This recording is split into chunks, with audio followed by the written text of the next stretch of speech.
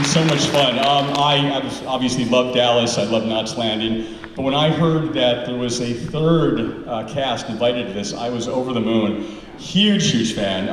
Back in the late 70s and into the early 80s, Tuesday nights on ABC were all about Happy Days and Laverne and Shirley. And then if you were lucky enough to stay up a little late, there was this naughty sitcom called Three's Company that I was instantly hooked on.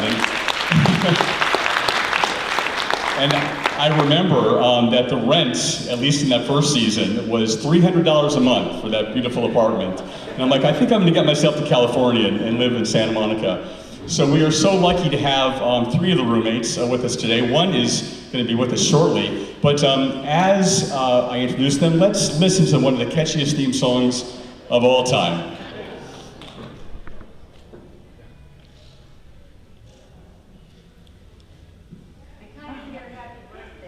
All time. All right, and as we're watching that, Miss Joyce DeWitt, Janet Wood, we adore her.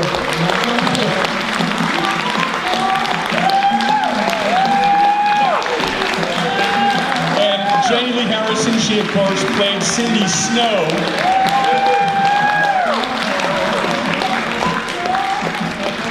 Priscilla had to go to the bathroom. She'll be here in just a minute. A misunderstanding, a crazy misunderstanding. It's totally typical that would be so. Let's watch the last little bit of this, and then we'll start talking. There she is. There you are with your giraffe.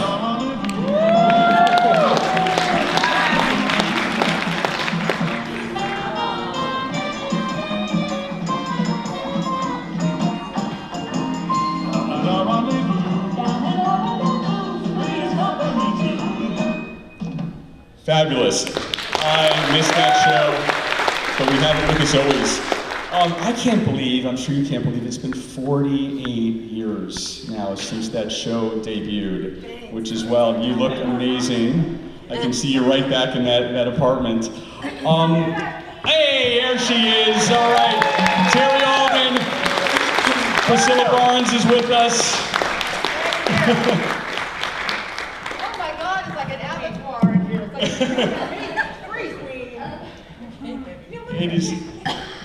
It is complete. I'm so excited to meet you, Priscilla. My name is William. I met you at the Knoxville when we were about to go up and do a panel, and then we had to wait a month, but I'm so glad to finally... It's William. Oh, William. William Keck. Huge fan of the show. Thank you. So I'm curious, as in the last 4 decades, as you've had these chances to get together on panels and I guess personal meetings, have you learned things about each other? Have you grown even closer than you were when you were having to film that show with schedules and all these commitments? I think there's a lot about them that I don't know. Nope. Frankly, these two. Just saying. Have you been surprised by I anything? don't mean to interrupt you, but Yeah. let me talk. No. Please shut me up. Tell me to shut up. You know, after the show, I would say about 1.5 years, I left the guy that I was with after about 10 years, and I moved in with Joyce. Oh. I actually She came for the night and stayed for 6 months.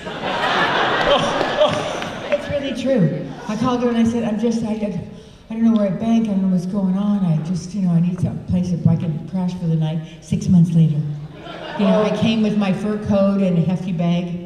And, That's literally, she left an 11-year relationship with a garbage bag of things and a fur coat. Yeah, I had Fila jogging outfit on. She calls from a payphone and goes, "Can I come over?" And I go, "Yeah." I mean, it's like really late. She goes, "Maybe stay over." I go, "Sure, come on." And so I go down and here's this, she's dragging this hefty bag in her fur coat.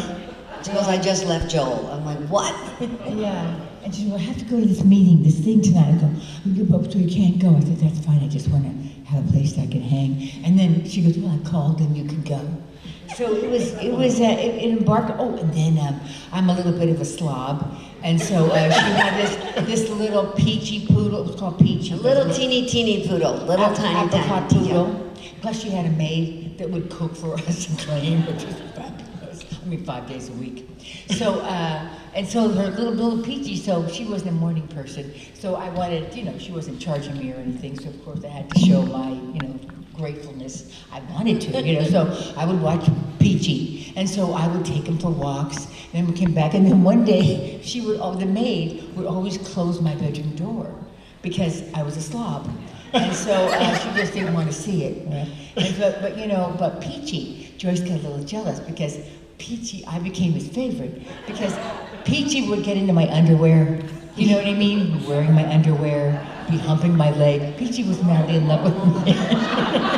Peach loved hanging out in Priscilla's room because it was a pigsty. The rest of the house was flawless all the time. Whether or not the housekeeper was there, it was. And Sabrille's room was like a bomb went off in there. When the bomb went off. Peachy Pie just loved going in there, wiggling around all that stuff, climbing over things. She'd be in Priscilla's closet smelling her underwear. You know, you go over to somebody's house and their dog humps your leg and they go, "Oh, I'm so sorry." I go, "No, I'm flattered." You know? That's incredible. So during those months when you were roommates, did you ever invite John over for dinner? So the three of you could be together in your home. I don't cook. Yeah. Priscilla's actually quite for a drinks. Yeah. So you mean after we, Did John ever at the combine? end of the show? Yeah. Yeah, he wanted to come over, but it wasn't for dinner. Oh, perfect. Now, I'm Jenilee, did I hear that you live on a farm? Is that right? Or you have? You live on a farm. Yeah. I was ready to go, when did you live on a farm? I mean, I'm like, you know, I'm the lone one out between these two. They're like them telling these stories. I just heard about that story that you living with her this weekend. So they share things with them. These two, they're like this, right? And I'm just happy to tag along whenever I get the chance. But yes, I'm amazed. What fun. So yes, I'm a major animal person. So I even have I have a little ranch right outside of, right in Los Angeles. I did have like a 50-acre thoroughbred farm in Kentucky here for about 15 years, and oh my gosh, I don't know, for me anyways, when you're growing up, you think, oh, I want to do this, or I want to go here, and I want to, you think big things, which is really great, and so I accomplished all that, and you do all that, and then you're doing it, and then you go, oh my gosh, this is a lot of friggin' fucking work. And you're like, oh my God, so I was so glad to sell it. And like Joyce and I have shared recently that she can, personal, but she talks about she lives in this wonderful little casita, and she's had the grand dame lifestyle and all that, but also as you age, you go, oh, you just bring what you love and those that you love, you just bring your circle tighter in, for lack of better words, and those things are so much more important. So now I still am, I'm selfish, so I will die with little toy fox terriers on my chest, and they'll have a handsome trust fund, so they'll be taken care of. But yeah, I just love my little animals, and I do gardening and have my animals and have a beautiful setup. So and did I hear that you had Joyce and Priscilla over and gave them eggs from the chickens? Is that absolutely? Yeah. So I have a fabulous hen house. And my hen house is gorgeous. It has misting systems and fly systems. It has a hospital. I mean, I'm fortunate enough. I've had a woman living with me for like 34 years who's my barn manager, and she's like a vet. So she oversees that. It allows me to do things like this that I could leave at a moment's notice, and my animals are taken care of. But I will say I specialize in special needs animals too, is my big thing. So even as thank you. But when people even say like, oh, that animal's so lucky to have you, because I've had three-legged animals that are supposed to have four, and I've had blind ones, deaf ones. In fact, even this past week, my little 3-year-old had a grand mal seizure, blah, blah, blah, blah, blah. But anyway, I'm so fortunate, and I'm still surrounded by animals, and they're, my breath. So, yeah, that's my little life. So, and that's why I'm Three's Company, for me anyway, the producers, writers, and everything else listened to what I was about and who I was. And so that's why even in Three's Company, why we go to my aunt's farm. I don't even remember where it was. That was a good show. And the reason why they did all that is because they knew that that was me. In fact, my first big check that I ever earned in show business, I was actually on the front of Kellogg's cornflakes for a year. You know when they would have like the Famous Wheaties, people. famous pita. So I was on the front of Kellogg's cornflakes, and with that check, I went and bought myself a 5-gated saddlebred. And that was my first big thing, so. Well, as I recall, wasn't Cindy pursuing a career as a vet? Didn't? Yes, Yeah. yes. Because in real life too, I mean, I just fell into show business. Show business was not what I was going to do. I was really going to school. I was at USC and I was going to go into medicine. So I was applying to medical schools and all that, and I didn't know if I was going to go into people medicine or vet medicine, but that's what I was doing. My father was an aerospace engineer. My mother was a math teacher. I'm extremely studious, so even my agent later on, people would call my agent up about auditioning for a role, and I remember my agent one time, somebody asked her and said, well, she's kind of really stupid, right? Like, because, you know, and it's like, no, far from it. That's her acting. As actors, we're, you know, supposed to act stupid or, you know, watch or whatever else. That's acting. So, anyway, Well, I that's love that mine. you and Cindy share something in common. And so I guess I'm curious, Priscilla, have you ever been mistaken for a nurse, or did you learn any tips about giving a shot? And then I'll ask you, Joyce, if you know about flower design and bouquet Priscilla was arrangement. only mistaken for a nurse when she dressed up that way trying to get drugs. I'm sure. Thank you for laughing. Priscilla has never been a druggie. Thank you for getting the humor in that. And thank you for Priscilla for not throwing the microphone at me. No, I was just thinking, you said my mind, it always just goes so dirty. But, Yes, it does. I remember when I first started in acting, there was a famous actress now, and of course you never have any money, but she would make money from a very famous hotel owner whose name was Del Webb, dead now, but she would dress up as a nurse and buy his hospital bed, and then her rent was paid. So she goes, Priscilla, you know, you don't have to do anything, you just have to dress up as a nurse. I'm like, I don't know. I'm too mean. I was just, no. So that was my closest I got to being a nurse. I'm not good with blood, but I've signed a lot of autographs for nurses. And so I've done some charity work for nurses. We need more nurses. I never met a nurse I didn't like, except for the ones that were taking care of me. You know, like a shot or something. Are there any nurses in the audience? There she is. There's Deanne. Hi, Deanne. Thank you. Were any of you inspired by Terry to pursue a career in nursing? No, she was not. No. and Joyce, I'll ask you, how is your flower arrangement since Janet worked? I have nothing but brown thumbs. I get so irritated when somebody, like people will send you a thank you gift and it'll be flowers, that's lovely. But if they send me a plant, I'm like, how long is it gonna take before I kill it? It's like, it doesn't matter, I try, okay, this much water is too much, oh, you're turning yellow, okay, fine. This much water is not enough, you're turning brown, okay, let me try half that much, let me try every other day, let me try twice a week, let me try only once a week. It gets to where I start getting brittle around the fact that I'm killing this plant and I don't know how to stop.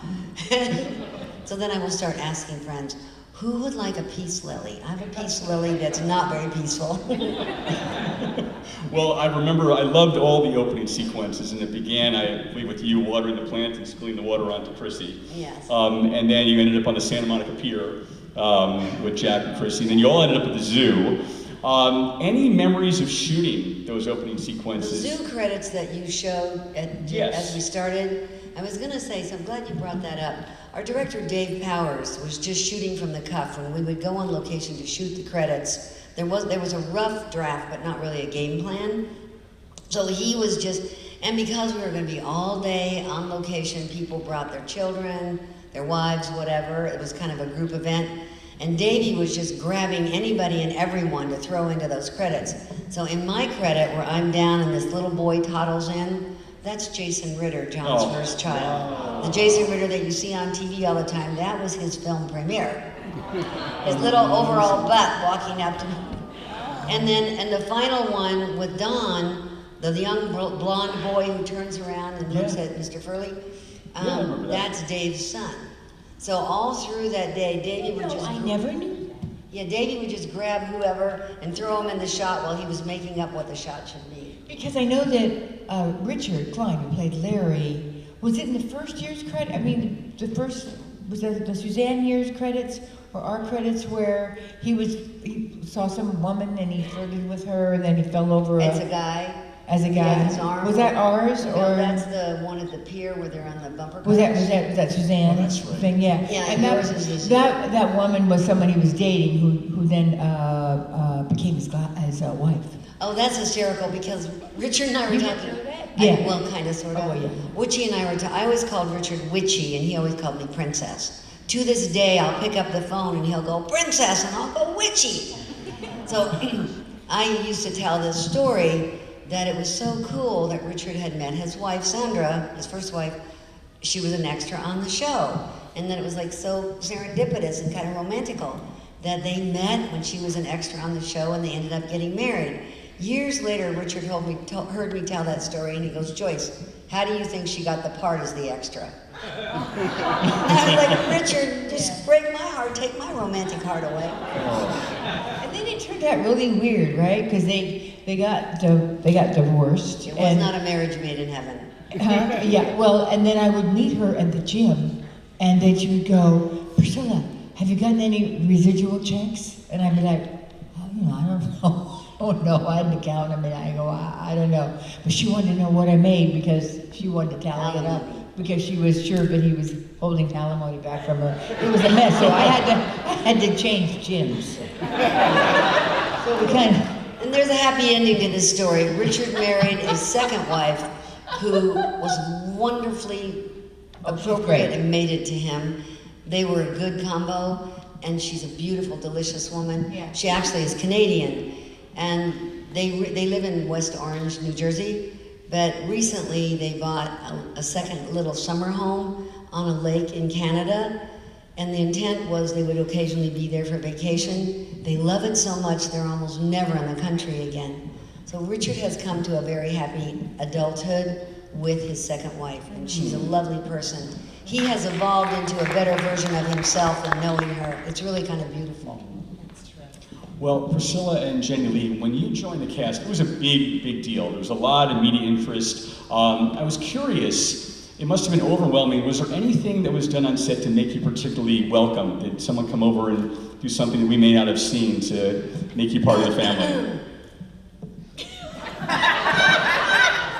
I'll answer that. The answer is no. Oh! Nothing specific. What we did was try to include them and embrace them and make them part of the family in 5 seconds if possible. Yeah. But it's not like we built a wax statue of them and praised it or anything. Yeah, it's hard because I know when I came in on season 6, I'd be like, you know, and then 6 seasons, I'd be like, oh, how about this? They, oh, we did that season 3. We did that season 2. So it No, was, we it was did hard. not. That is a, It was hard. It was hard, but it was. You know, I think what it is that when you show up to work, you know, frankly too, it's like this event, for instance, is that how I feel anyway. I can't speak for them, but when I come to an event like this, I know how important it is to all of you and how you've spent all this money and how you're still looking forward to this and all that. We're the hired help here, and we come and I totally enjoy this and all that, but I'm here because I'm supposed to be here and I'm working and everything else, right? So I want to be really professional and all that, and I want to give to you as much as what you're paying for and everything else. And believe me, I walk away from these shows, I go home and think, I can't believe how much fun I have and what I'm also taking away from it. But when we're hired as actors, it's a job, and we're like, okay, what time am I on the set? What am I doing? Blah, blah, blah. And you just come in, and I know when I came in, I mean, my eyes are wide open, and here I walked into, like Priscilla, thinking that I walked into a family that had already existed for, years. And I just walked in, and you guys embraced me, and oh, hi, and welcome. Okay, let's get to work. And then you're, acting's not a piece of cake. I mean, you're learning lines, and sitcoms are very different from like me being on Dallas. When you're doing a sitcom, it's totally different. We're in studio, we're rehearsing for 3-4 days, then you're on set, and then we did Three's Company in front of a live audience. And that was in the old days, and we filmed 2 shows. And it was really weird for me looking back on it too. And excuse me, but Dallas, totally different. You're on location, it's just, a total different scenario.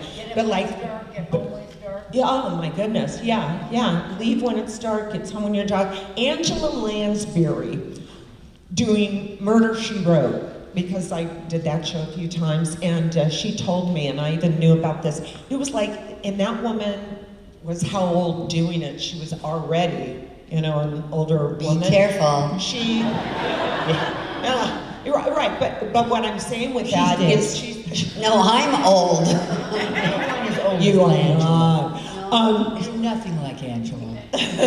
No, but I will be someday, or not. But anyway, it was only like in the 10th year of that show that she finally got it written in her contract that she'd only have a 12-hour day in the 10th year, because the days, can just go so long. So, I don't know where I'm going with any of this, but it's work, it's work. So I'd go home.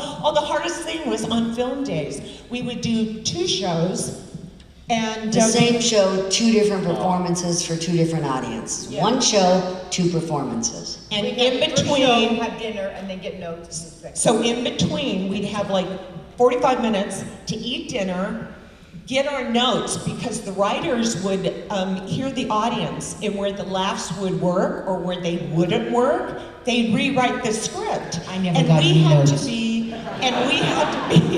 You had to be line perfect for what worked where or whatever, and they would give us notes. So you then have to do that and go back into hair, makeup, and then go out and do it again. So at the end of the night, lots of times I would just go home and I would lie there and think, how the F did I just do that? And you can't even think about it. You just have to go back in and do it again. Can I piggyback something? Do you mind? I know you have What, a honey? I know you You have say a you're gonna question. piggyback? I just want to piggyback something that she said about work and and these events. And I have to say, sometimes you enjoy the events and sometimes you don't. And the people that I have met on this event, I look at Sarah back there and her mom, and I look at little who I just met, Rod and Gage. Gage is our new boyfriend. At the last minute, all the 3 of us were like, "Oh my God, we love them!" Just before. That's why we were pretty much all late. I had to pee, but that's why they were late. But if I may, can I tell the story about your mom? Her mom is in a care, and she has and she has either a dementia. Anyway, and so they see them every day. But she came up to the table and she said, she watches Three's Company all the time. Her name is Mary. And she watches Three's Company all the time. And then before we do something, because it was a big physical comedy show, obviously, before we do something, she goes, look, he's gonna pull her now. So she remembers the show, parts of the show. And we were both like crying at the table. That's something that I would just take with me forever. Yeah. And sweet little Gage, who's our youngest fan. He's Where's 9 Gage? years old. Look at Right Gage. there. How old is Gage? Stand up. Wave your hand. Gage is so into Three's Company. And I don't know, Gage. Gage? How old is Gage? She's Company. like, you know, I mean. So it's like, those are the moments, and I see you around the room. You know, Dean, I mean, there's so many of you that I see around the room that have shared stories.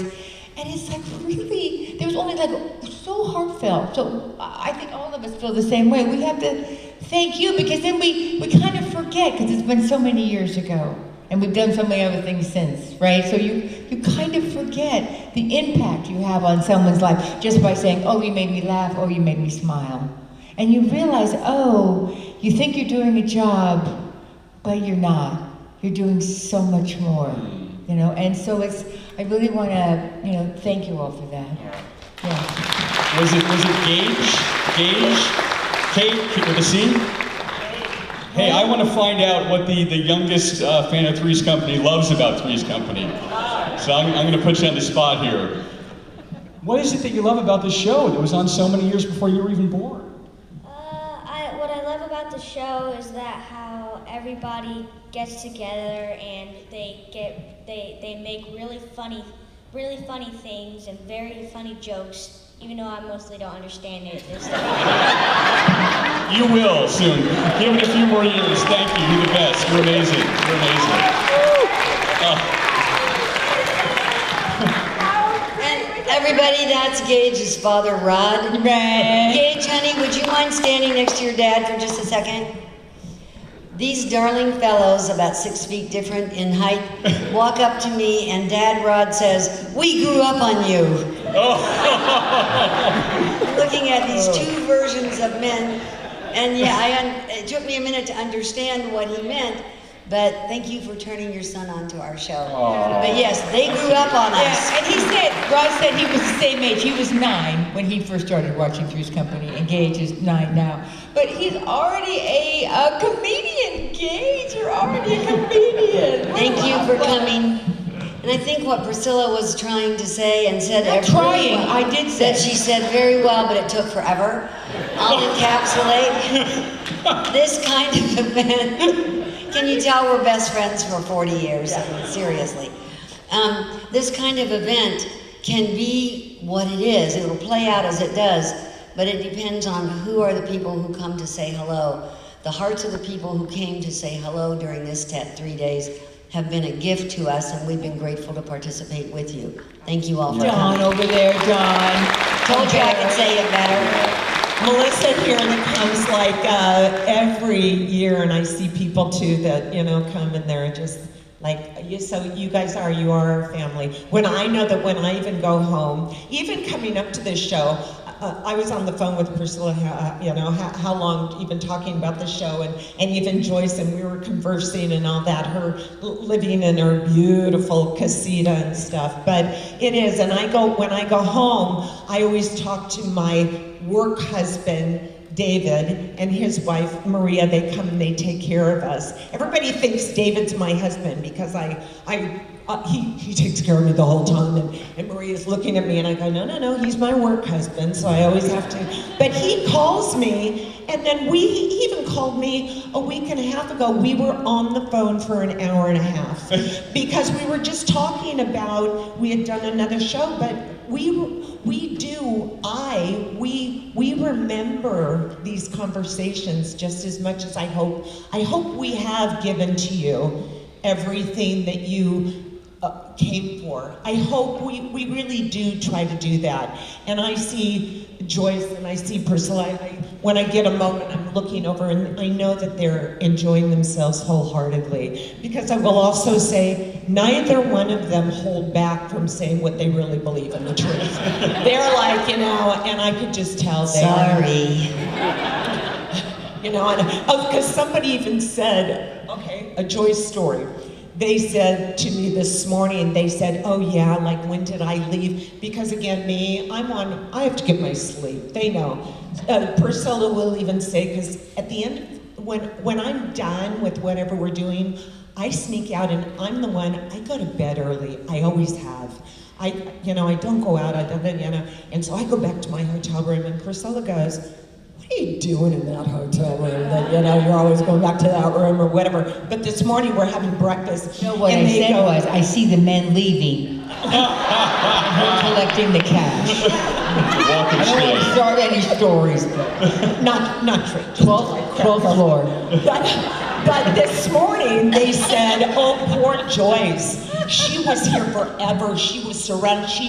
They just were all around her. And poor Joyce, she was just there, and they just wouldn't let her leave and anything else. And I said, no.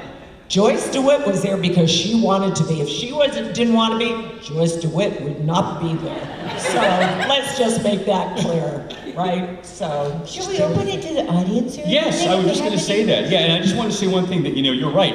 I also have been to a lot of these things, having a great time. There has been something very special about this weekend, and it's all of you guys. It's a really, really good family that has come together. The energy has been amazing, and I will never forget this weekend. Yeah, and we're here because of Jenilee, because, she's Southfork, she's Dallas, and that's why Dave, the promoter said, well, we might as well make it us as well, Jimmy's company. Yeah. But, so we're just tag-alongs on this show, and it's really, we're so glad we were invited, right? Yeah. So absolutely, let's open it up to you guys. Who has a question? Yes, please, right there. The red shirt. Yes, you. oh, mi amor. Oh, mi amor. This is Israel, right? Izzy. Hi. Because it was so physical, especially with John Ritter, and there was lots of tumbles like over couches and falling, and then with Cindy with the double door doing that. Did y'all have to go through any physical training before doing all of that so you wouldn't hurt yourselves? Or No, we just made it up. Honest to God, we worked in a rehearsal hall with tape on the floor indicating the walls of the set. No walls, no doors, no anything. A few pieces of furniture, and the director going ring, ring when the phone would ring. Just like you rehearse in the theater, in a rehearsal hall, and you put all that together. We were just young and stupid. We were willing to do anything we thought would get a laugh. It didn't matter what that was. And it wasn't like we had stunt doubles or stunt trainers or choreographers. We just made it up and fortunately lived through it. Jonathan was so gifted naturally in physical humor that we all sort of fell into that milieu and just played along with him. When we first started doing the show, Jonathan was a year older than I. We were close in age. We were in our late 20s. In the second half of the show, we were in our early 30s. In those 8 years, it's 4 and 4. Once we were into our early 30s, maybe a couple years, we would say to each other backstage, we're getting too old to do this shit. Yeah. It's a whole lot easier when you're 26 or 28 to throw yourself on a cement floor than it is at 32. Somehow you don't get up quite the same. He was a big fan of Jerry Lewis, so he was Yes. watching Jerry Lewis. His older brother had, or has, MS, Cerebral palsy. and cerebral palsy. Oh, cerebral palsy? Oh, Yes, baby. CP, I'm sorry.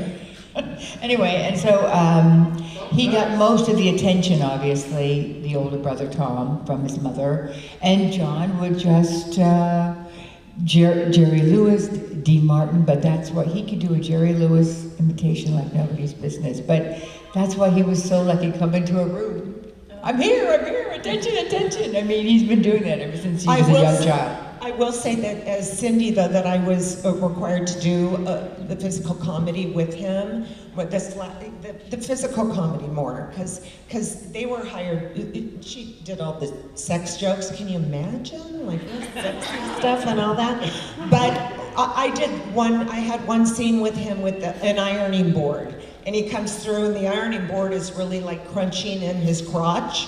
Right? So I will say that it was pretty well choreographed, because John also, if you notice in the shows, John wore long sleeve shirts all the time, because that he would wear underneath his clothes, lots of times he would wear padding.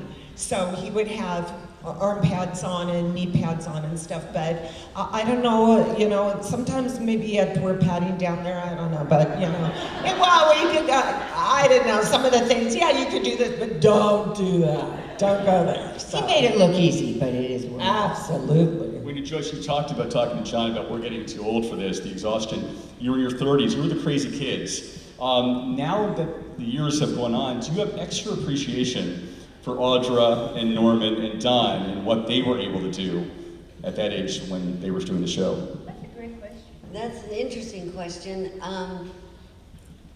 Not any never more thought about of it. them than I had at the time. They were these incredible seasoned actors who brought that experience and professionalism into the workplace every day.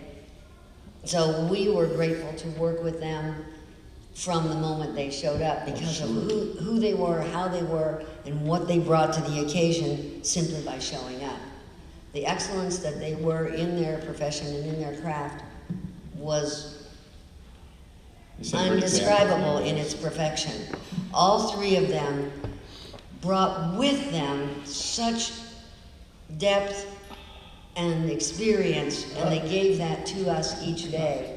So that working with the three of them was magnificent. People are always asking, Mr. Furley or the Ropers, and it's like, that truly is the apples and oranges question. Yeah.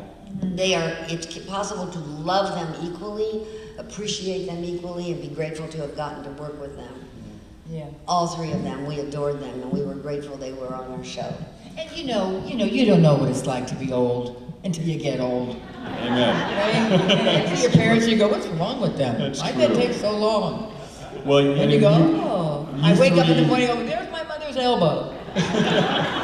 You three and Three's Company, you keep us all feeling like Cage over there. I mean, we feel eternally young because we watch you and remember what life was like back then. And how lucky have we all been to spend this weekend with you three beautiful ladies. How lucky Thank you. again we are. Thank you.